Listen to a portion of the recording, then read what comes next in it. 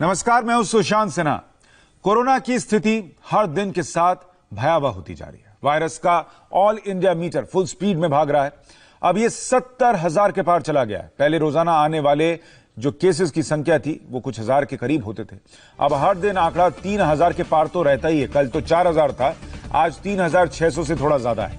एक बार फिर 24 घंटे में कोरोना के 3,500 से ज्यादा केस सामने आ गए हैं, जबकि 87 लोगों की मौत बीते 24 घंटे में हुई है।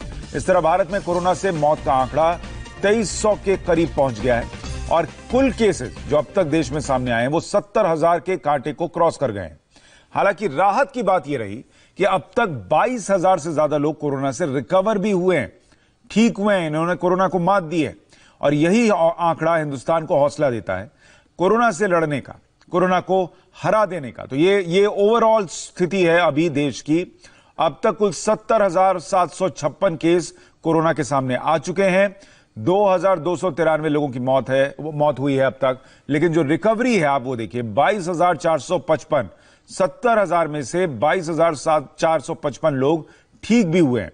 वहीं पिछले 24 घंटे की बात करें तो 3,604 नए केस सामने आ गए। ये थोड़ा घबराहट पैदा करने वाला आंकड़ा है, क्योंकि अब 3,000 से कम केसेस तो 24 घंटे में आ ही नहीं रहे। कल 4,000 से ज्यादा थे, उससे मुकाबला कीजिएगा तो कुछ ठीक है कि 500 केसेस कल के मुकाबले कम है। लेकिन आज भी 3,604 केसेस हैं और कुल मौत का आंकड़ा जो है उसमें 87 मौतें बीते 24 घंटे में जुड़ी हैं और 24 घंटे में जो रिकवर होने वालों का आंकड़ा है वो 1,500 से ज्यादा है। लेकिन सबसे भयावह स्थिति महाराष्ट्र में बनी हुई है। वहां की स्थिति में कोई सुधार ही होता नहीं दिख रहा है। महाराष्ट्र में पिछले 24 घंटे में कोरोना के 1,230 नए केस सामने आ गए हैं। 36 लोग इस किलर वायरस की वजह से अपनी जान बीते 24 घंटे में गंवा चुके हैं। महाराष्ट्र के ओवरऑल आंकड़े की बात भी आपको बता दूं तो अगर आप अभी तक की स्थिति देखिएगा, महाराष्ट्र में 23,401 केस है। देश में 70,000, तो उनमें से 23,000 अकेले महाराष्ट्र में है। मौत कुल अब तक 868 हो चुकी है महाराष्ट्र में। और इनमें भी मुंबई में अगर आप देखिए 23,000 में से 14,521 केस मुंबई में है और 868 मौतें जो महाराष्ट्र में हुई हैं उनमें से 528 यानी आधे से भी ज्यादा मौत अकेले मुंबई में हुई है। यह मुंबई में कोरोना का कहर है। महाराष्ट्र के बाद जिस राज्य का कोरोना मीटर सबसे तेजी से भाग रहा है उसका नाम गुजरात है। और यह भी स्थिति है, यह भी सच्चाई है कि गुजरात भी लगातार दूसरे नंबर पर बना हुआ है सबसे ज्यादा कोरोना केसेस के मामले में। 24 घंटे में यहां 347 नए केस सामने आए हैं, जबकि 20 लोगों की मौत हुई है। इसमें सिर्फ अहमदाबाद में 19 लोगों की जान गई है। इस वक्त कोरोना का सबसे बड़ा एपिसेंटर अहमदाबाद ही साबित हो रहा है। यानी आप देखिए, गुजरात में 20 लोगों की जान गई, उनमें 19 अकेले अहमदाबाद में है। एक व्यक्ति की मौत दूसरे इलाके में हुई है। 19 लोग अहमदाबाद में कोरोना से मारे गए हैं। तो कोरोना के स्पीडोमीटर को जब आप देखते हैं तो आपको समझ में आता है कि क्यों एहतियात जरूरी है, क्यों आपका सोशल डिस्टेंसिंग का पालन करना, मास्क लगाना जरूरी है। पूरे देश में कोरोना के केस आज 70,000 के पार चले गए, जो मैं आपको बता रहा था। लेकिन ओवरऑल तस्वीर को समझने के लिए और हाल के दिनों में क्या हुआ ये समझिए। हर दिन अब 3,000 से ज्यादा केसेस सामने आ रहे हैं। 17 मई के बाद लॉकडाउन क्या बढ़ने वाला है, यह बड़ा सवाल है। कल पीएम मोदी ने 30 राज्यों के सीएम के साथ करीब 6 घंटे की महाबैठक की और उसमें लॉकडाउन 4.0 के रोड मैप पर चर्चा की गई। मोदी ने जन से जग तक का नारा दिया। इस मीटिंग में कई सीएम ने लॉकडाउन बढ़ाने की मांग की तो कई सीएम ने कहा कि कुछ छूट के साथ लॉकडाउन को जारी रखा जाए। आपको यह बता देते हैं कि मुख्यमंत्रियों से पीएम ने क्या कहा। प्रधानमंत्री मोदी ने जन से जग तक का नारा दिया। उन्होंने कहा कि कोविड-19 के बाद दुनिया बदल जाएगी, पहले जैसी अब नहीं रहेगी। 2 गज दूरी ही कोरोना से लड़ने का मंत्र है, जो उन्होंने कहा था कि गांवों में बहुत बढ़िया फॉलो किया जा रहा है 2 गज दूरी का यह फॉर्मूला। सोशल डिस्टेंसिंग से संक्रमण रोक सकते हैं। सुरक्षा चक्र अगर टूटा तो ये जो 54 दिन की तपस्या है ये बर्बाद हो जाएगी, उन्होंने कहा। अगले 50 दिन भी सावधानी जरूरी है। वैक्सीन बनने तक लॉकडाउन ही हथियार है। उन्होंने ये भी स्थिति स्पष्ट कर दी है कि जब तक वैक्सीन नहीं आता, लॉकडाउन ही हथियार है लोगों को बचाने का। कोरोना के कंटेनमेंट जोन को रोकना चैलेंज है। गांव को कोरोना फ्री रखना भी एक बड़ी चुनौती है। राज्य अपने हिसाब से गाइडलाइंस बना सकते हैं, इसका भी उन्होंने जिक्र किया।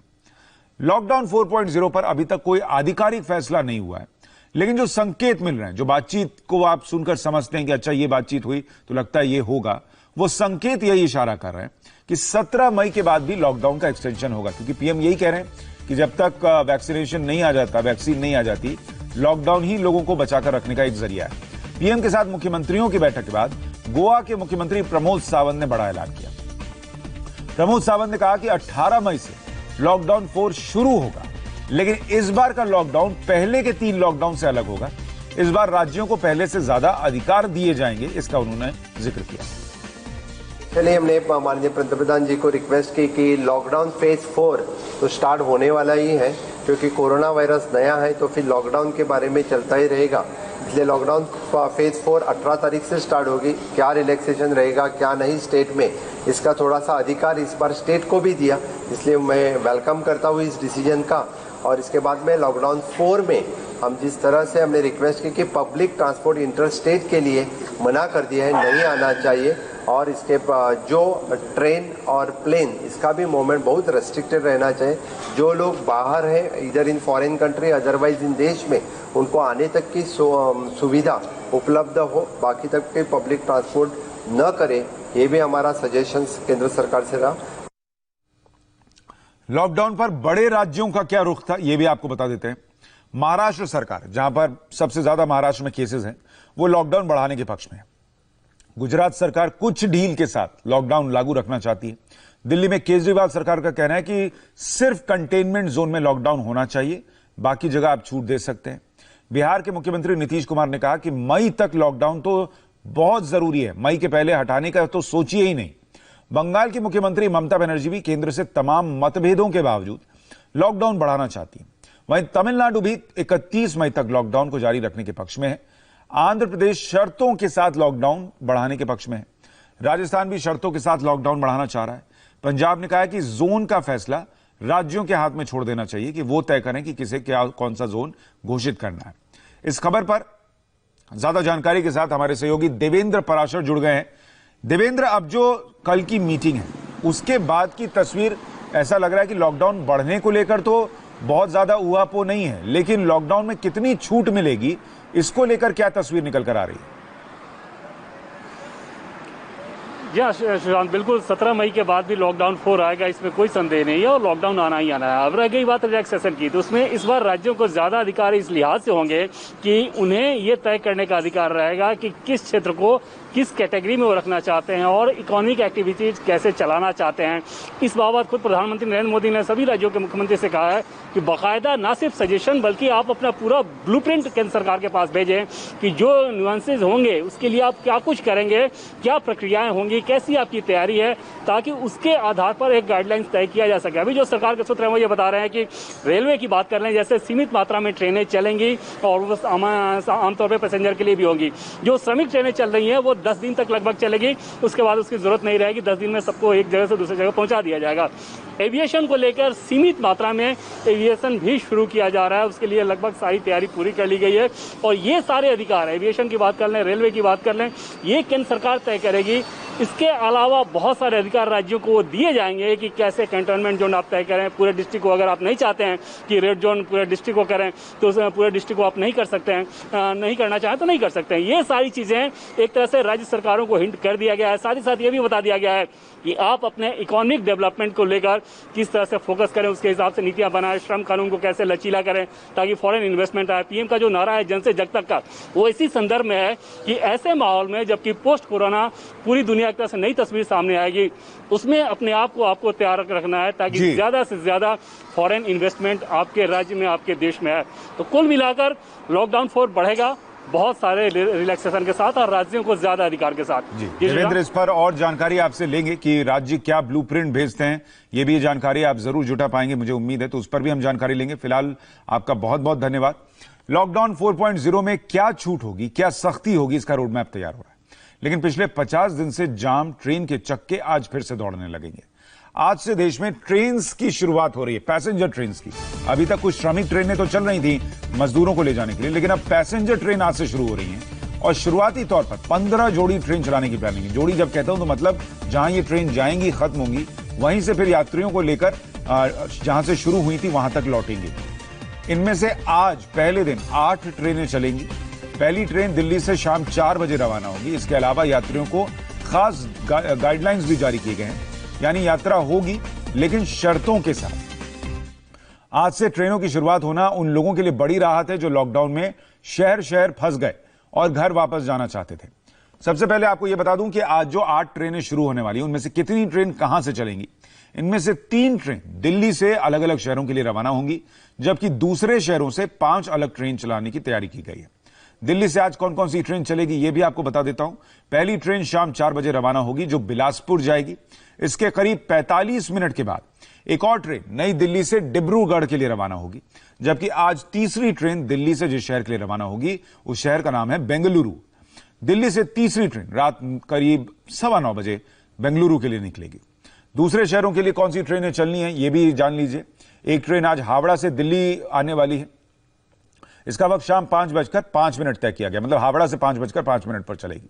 इसके अलावा एक मुंबई सेंट्रल से दिल्ली के लिए ट्रेन रवाना होगी, जबकि बाकी जो ट्रेन आज चलने वाली है उनमें अहमदाबाद से नई दिल्ली के लिए ट्रेन है। राजेंद्र नगर टर्मिनस पड़ता है बिहार में, पटना में, वहां से नई दिल्ली के लिए ट्रेन चलेगी और बेंगलुरु से नई दिल्ली के लिए भी ट्रेन इसमें शामिल है। अब एक और जरूरी बात यह कि जो ट्रेन दिल्ली से चलेंगी वो कहां कहां रुकेंगी। बहुत सारे लोग हमें यह सवाल भेज रहे थे कि क्या ट्रेनें बीच में रुकेंगी लेकिन हर स्टेशन पर नहीं रुकेंगी। जो ट्रेन दिल्ली से बिलासपुर के लिए रवाना होगी उसका पहला स्टॉपेज होगा रायपुर, नागपुर, भोपाल और झांसी। सिर्फ यही 4 स्टेशन है जहां पर ट्रेन रुकेगी। इसके बाद ट्रेन सीधे बिलासपुर में जाकर रुकेगी। नई दिल्ली से आज जो ट्रेन डिब्रूगढ़ के लिए रवाना होगी वो कहां कहां रुकेगी उसके स्टॉपेजेस जान लीजिए।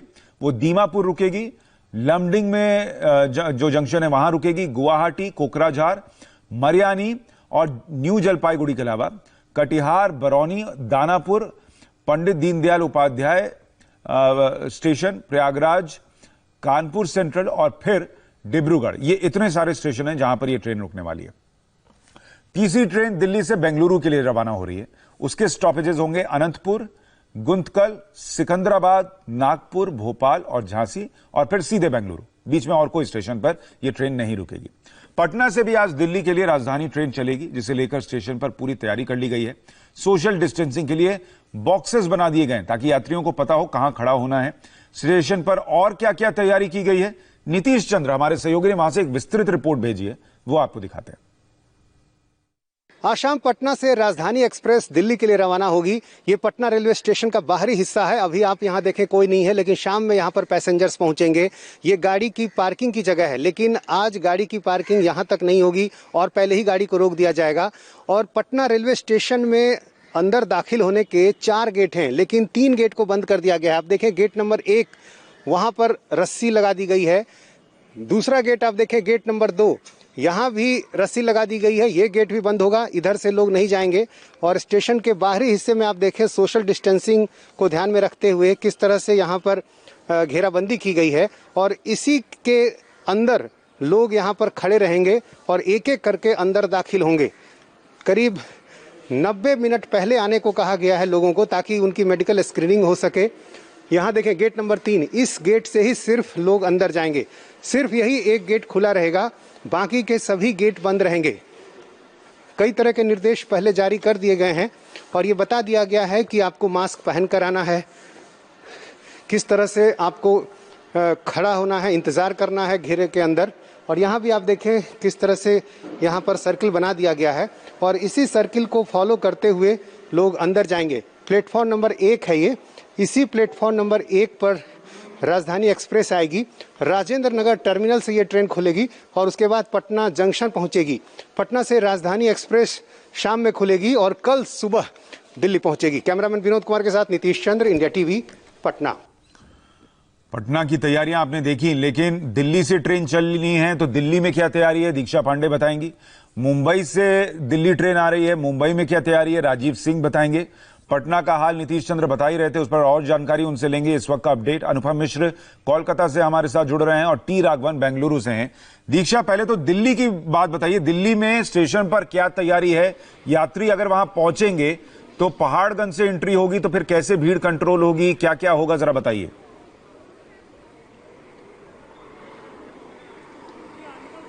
सुशांत, नई दिल्ली रेलवे स्टेशन पर व्यवस्था जो है वो पूरी तरह से बदली नजर आ रही है, जो शायद ही हमने कभी पहले यहाँ पर देखा होगा। हालांकि पहली ट्रेन के परिचालन में यहाँ पर अभी कुछ घंटे बचे हुए हैं, लेकिन अभी से ही यहाँ पर हलचल जो है वो ज्यादा बढ़ गई है। जो तमाम प्रशासनिक अधिकारी हैं वो यहाँ पर पहुंच रहे हैं और रेलवे प्रशासन लगातार अंदर जो है वो निगरानी रख रहा है, निरीक्षण भी कर रहा है, क्योंकि सैनिटाइजेशन का प्रोसेस जो है वो भले ही जो प्लेटफॉर्म्स पर कंप्लीट हो चुका है, लेकिन अभी भी कैंपस में यहाँ पर जो सैनिटाइजेशन का काम है वो चल रहा है। फिलहाल बैरिकेड बाकायदा कर दिया गया है और यहाँ के जो स्टेशन का सभी एग्जिट और एंट्री गेट है बंद कर दिया गया है, सिर्फ पहाड़गंज की तरफ का खुला हुआ है। और यहाँ पर पुलिस और आरपीएफ के जवान जो है वो तैनात हैं ताकि कोई भी अव्यवस्था यहाँ पर ना फैले, क्योंकि अभी सुबह से ही यहाँ पर कुछ ऐसे लोग हैं जो कि दिल्ली एनसीआर से हैं, टिकट उनकी बुक हुई है और अभी से ही यहाँ पर पहुंचने लगे हैं। बड़ी मुश्किलों के साथ वो यहाँ पर पहुंचे हैं, हालांकि पैदल काफी दूरी उन्हें लंबी तय करनी पड़ी थी। जिनका टिकट कंफर्म होगा वही सिर्फ इस बैरिकेड के अंदर जा सकेंगे और साथ ही जब वो आगे बढ़ेंगे तो आगे उनका जो है जो थर्मल स्क्रीनिंग की मशीन लगाई गई है वो होगी और साथ ही सोशल डिस्टेंसिंग का लगातार पालन हो, इसका भी निर्देश तो पहले ही दिया गया है गाइडलाइंस में, लेकिन उसके बावजूद भी उन्हें स्कॉट करने के लिए कुछ जवान जिन्हें नियुक्त किया गया है वो इन्हें स्कॉट करेंगे। और साथ ही यहाँ पर सैनिटाइजर जो ऑटोमेटिक सैनिटाइजेशन मशीन भी लगाई गई है ताकि कोई पर्सन एक दूसरे से कॉन्टैक्ट ना हो उनका। ठीक है, यानी वहां लोग पहुंचेंगे, लाइन में लगेंगे, सोशल डिस्टेंसिंग मेंटेन करते हुए, जिनके पास कंफर्म टिकट है अंदर जाएंगे और उनको भी बाकायदा ट्रेन तक ले जाकर सुरक्षाकर्मी छोड़ेंगे और उसके बाद अगली ट्रेन के लिए यात्रियों को इजाजत दी जाएगी। मुंबई में क्या तस्वीर है राजीव, क्या तैयारी है?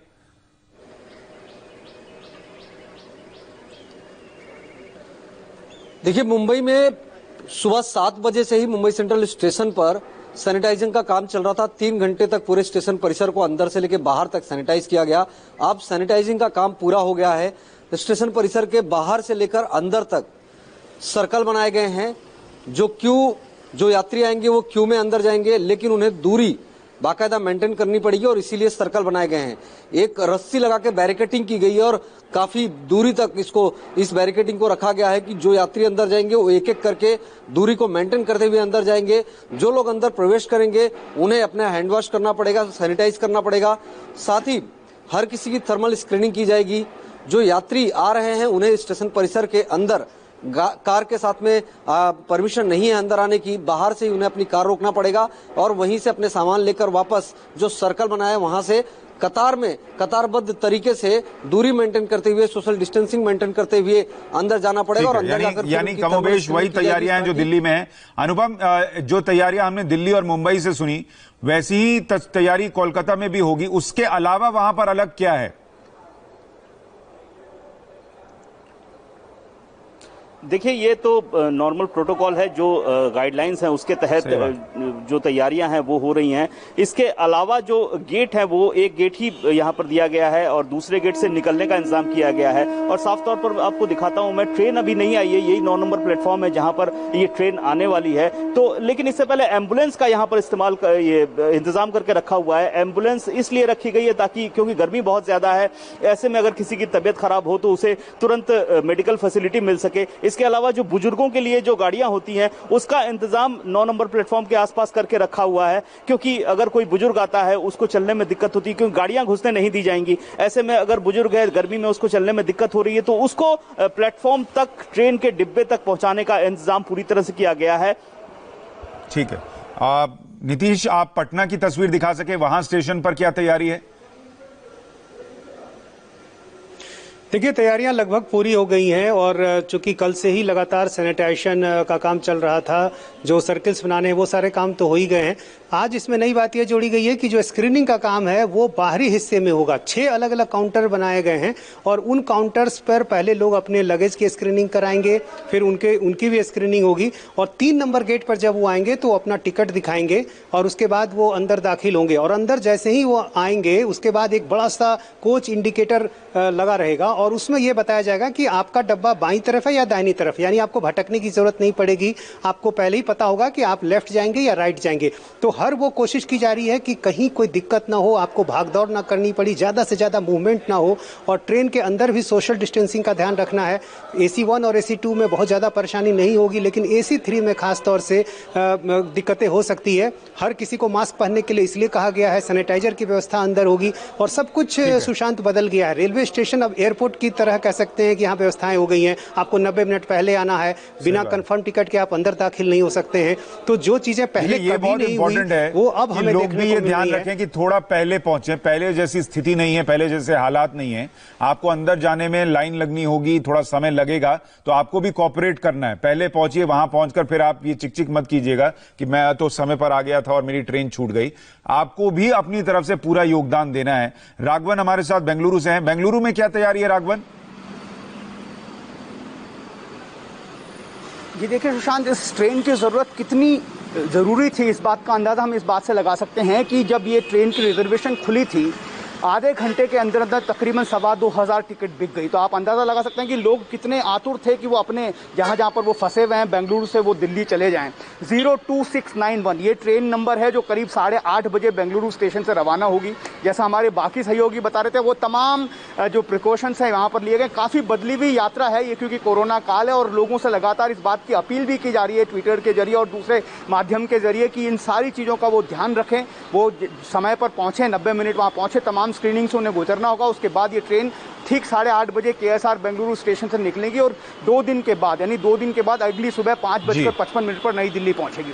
बहुत शुक्रिया राघवन। और मुझे लगता है कि वहां तैयारियां क्या हैं ये पता लगने के साथ साथ जो भी यात्री इन स्टेशन के जरिए अपनी ट्रेन पकड़ने जा रहे हैं उन्हें भी पता चला होगा कि उन्हें किस तरीके से, किस गेट के जरिए जाना है, कितनी देर पहले पहुंचना है, क्या क्या एहतियात बरतनी है। आप सभी सहयोगियों का बहुत शुक्रिया।